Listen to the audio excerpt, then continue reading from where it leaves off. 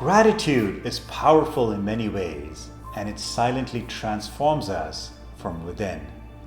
It cuts right through our assumed identity, exposing its limitations. When we become grateful for all our experiences, and if we are attentive to that feeling of gratitude, it creates a separation between us and the experience itself. Then, not only do we enjoy the ability to experience, regardless of the content of the experience, but we also foster a subtle current of non-ownership over those experiences. Hence, no misery later on. We need not be grateful to a specific entity or a concept, but just harboring the feeling of being thankful to nobody or nothing in particular may also be enough to realize this power that comes when we're grateful. Harboring thoughts of gratitude also serves as an anchor that holds us firmly to the depths of our own being. Gratitude doesn't come from the outside. It's generated from within. Thoughts and feelings, when suffused with gratitude, fill our entire being, and it cannot be imposed upon us. If it is, it becomes a social custom, just as we say thank you so many times during the day in many different circumstances. Most of the time, we're not conscious when we say thank you, and we don't really know what it means to really say thank you. Gratitude is a deep, heartfelt thank you. A cursory thank you may be accepted widely, but if someone is sincere in offering their gratitude, that becomes a little dramatic and a little strange to us. The outer world is a training for inner growth. If we make it a point to add even a little feeling or depth to the two words we utter so many times, thank you, we then tap into a low-lying fruit that fosters our inner growth. It costs us nothing to be thankful. It doesn't interfere with our daily activities. The mind and body continue to function as they normally do, and we don't need to stop what we're doing to offer this feeling of being grateful. Just as breath functions in the background as we go about our lives, if this feeling of deep gratitude pervades our mind at all times, we begin to see the world in a completely different light. When we offer deep gratitude with the totality of our entire being to just three gifts that existence gives us, we then extend that gratitude to everything in our lives. These three gifts that are common to all are the life principle or our existence, the food we eat, and the water we drink.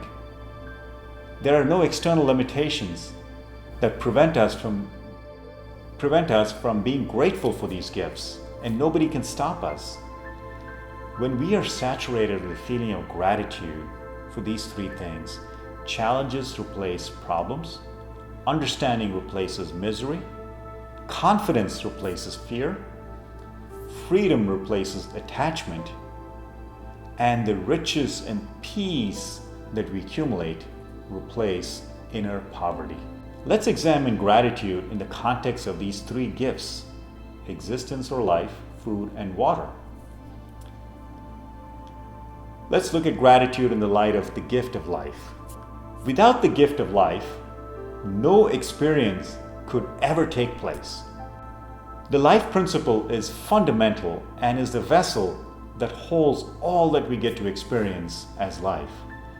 Just as air enters and breathes life into our bodies, when gratitude, this deep-seated feeling of gratitude, enters the mind, it begins to breathe new energy into the mind. Initially, the gratitude that we offer may be partial to a particular situation or a person or a circumstance, but once it gets that initial foothold, we then activate its power. We build on this, and the power of gratitude then becomes transformational when it spreads to all spheres of the activities of the mind. When there is totality of gratitude, The false center or the I or the ego cannot coexist. That I quickly learns and tries to become the one that is grateful.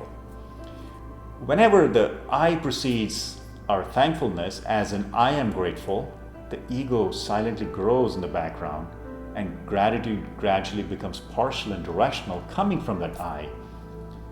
We categorize experiences in life as good and bad. We are grateful for anything we consider as good. Rarely are we grateful when adversity strikes. It's also a form of an experience. Such situations can happen to anyone and at any time. No one can fully prepare or accurately predict. If a suggestion is made that we should also be grateful for adversity, just as we are with favorable conditions in life, few would agree. But adversity can hasten the pace of inner growth compared to an existence that's comfortable and full of what we want.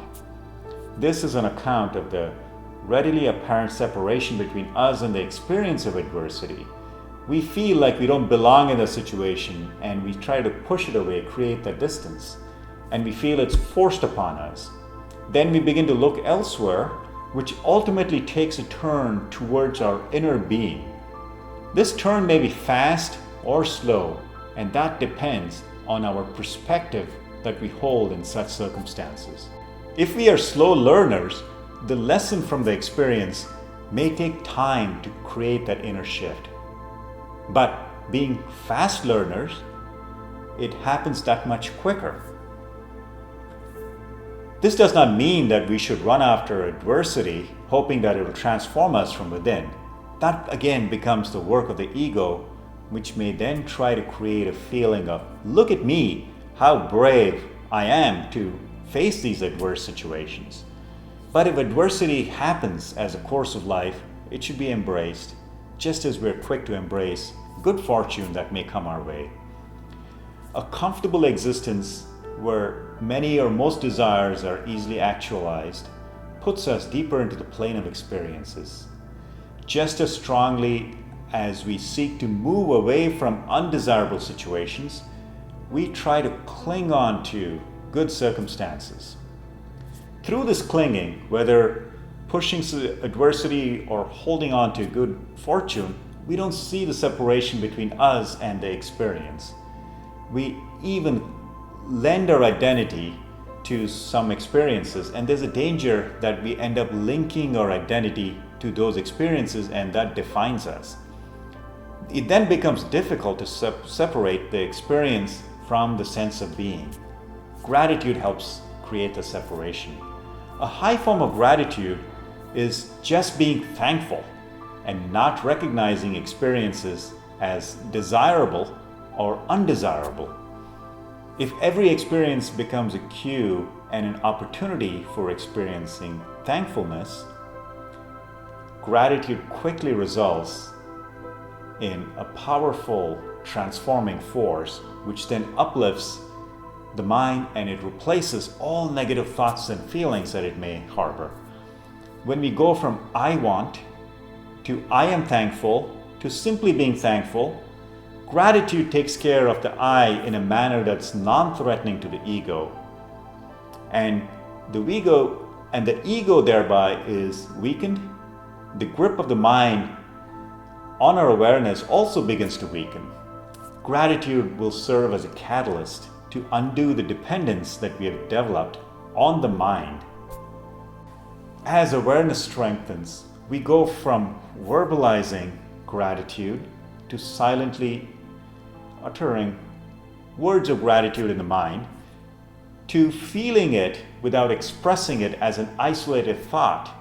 And then finally it becomes completely embedded in our being, suffuses the entirety of our being. Gratitude and life then become synonymous. Let's examine gratitude from the perspective of food.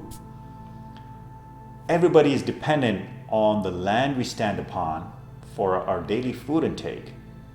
We may divide and differentiate land through borders and different names, but crop grown in one part of the world can fill the hunger of people living anywhere on this planet. Food gives us this body through which we express ourselves to the world. The body doesn't waste even a single grain of food that we consume. It is turned into living matter, a form of easily accessible energy that the body can use for its growth. The mind also gets its food, but it comes through the five senses. The mind cannot remain empty for too long. The moment we try to empty the mind, it fills up again.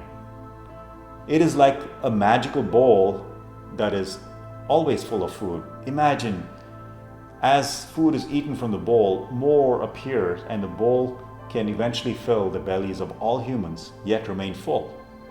Such is the mind. The more we partake in experiences, the more show up. The more we try to empty the mind, more experiences begin to fill up the mind again. And we don't have the capacity to digest and exhaust all the experiences in the mind. Unlike the body, not all the sensory food that the mind eats is used for its growth and sustenance. A lot of the sensory matter is turned into toxic thoughts that begin to eat us from within. Gratitude can help put a stop to this. Unlike the body, which signals that it's full, the mind doesn't stop consuming. Gratitude brings contentment that slows and finally stops the mind's incessant cravings for experiences. The mind cannot be content and crave at the same time. Just as the body becomes content when its hunger is met, we can add the flavor of gratitude to anything that the mind wants to eat, as long as it's good sensory food. Gratitude puts a check on mental hunger.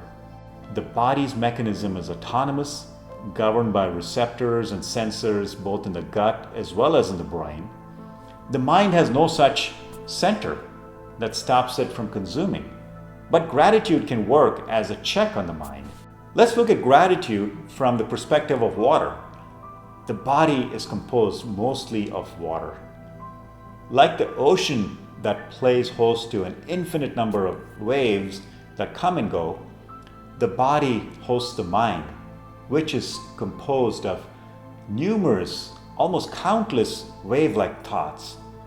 When we drink water, if we infuse that water with a deep feeling of gratitude for that life-sustaining fluid, that positive energy, that feeling associated with gratitude will, through the water, percolate to every cell in the body.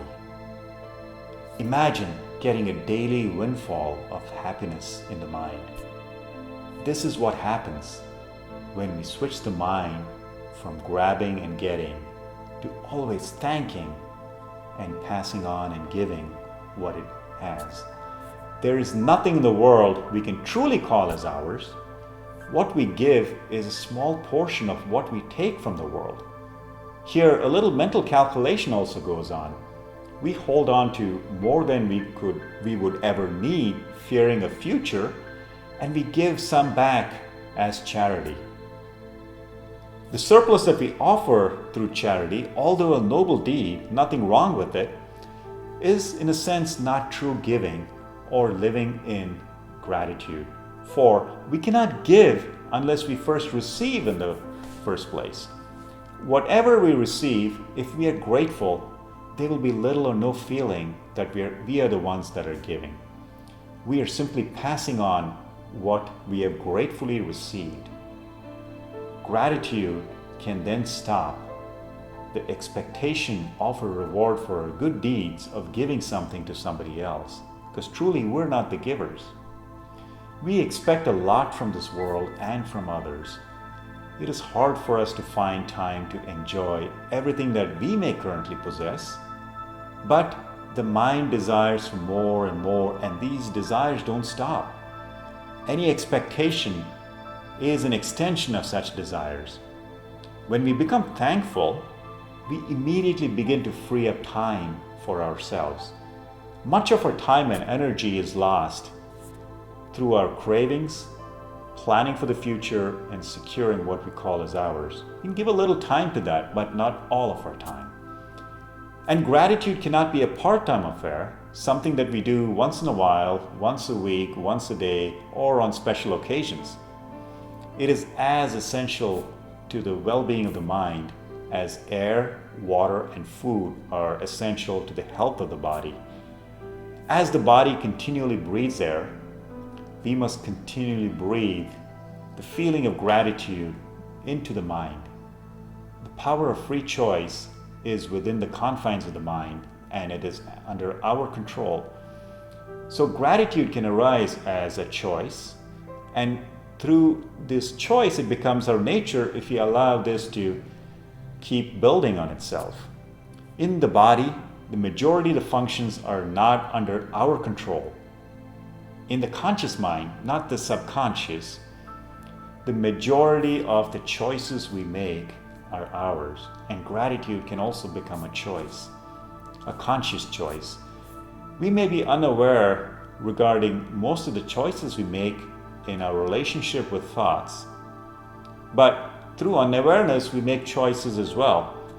When gratitude is a conscious choice, and it is that conscious component that becomes difficult to sustain in every mental experience.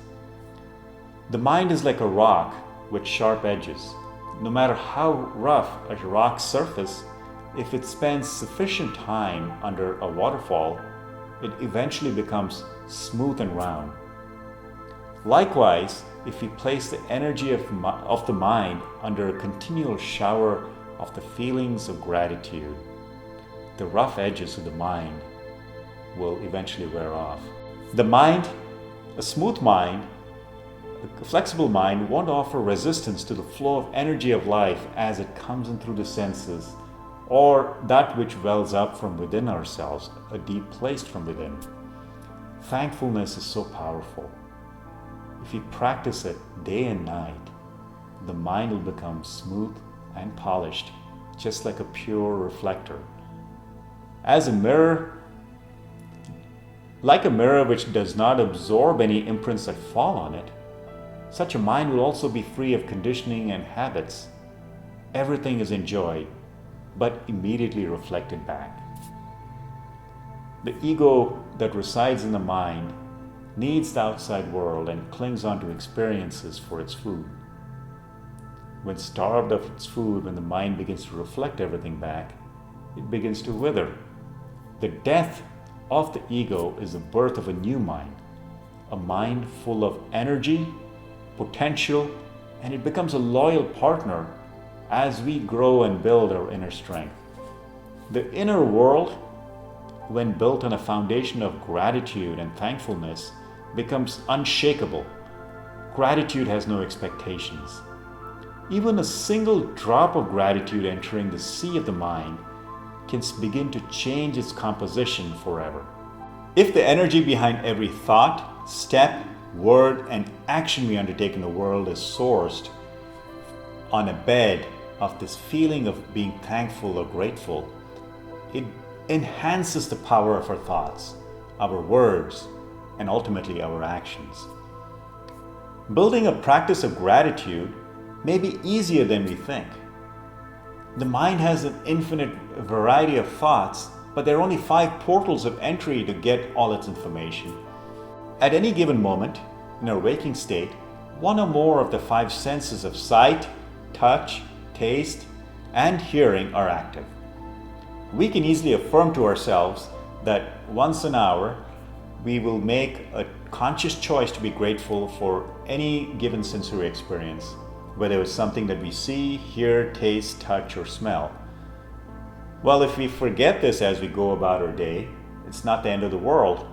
Next day offers a new opportunity to continue this practice.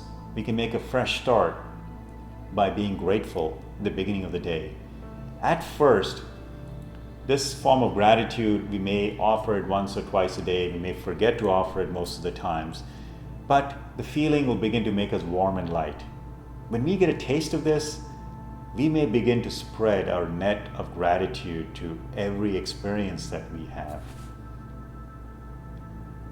By doing so, we may not need to stop and mentally verbalize, But just a thought, or even for a fraction of a second, if we hold that feeling, it has the same power. It becomes our nature when there is an unbroken feeling of thankfulness for the experience of life and its sustenance through the food we eat and the water we drink.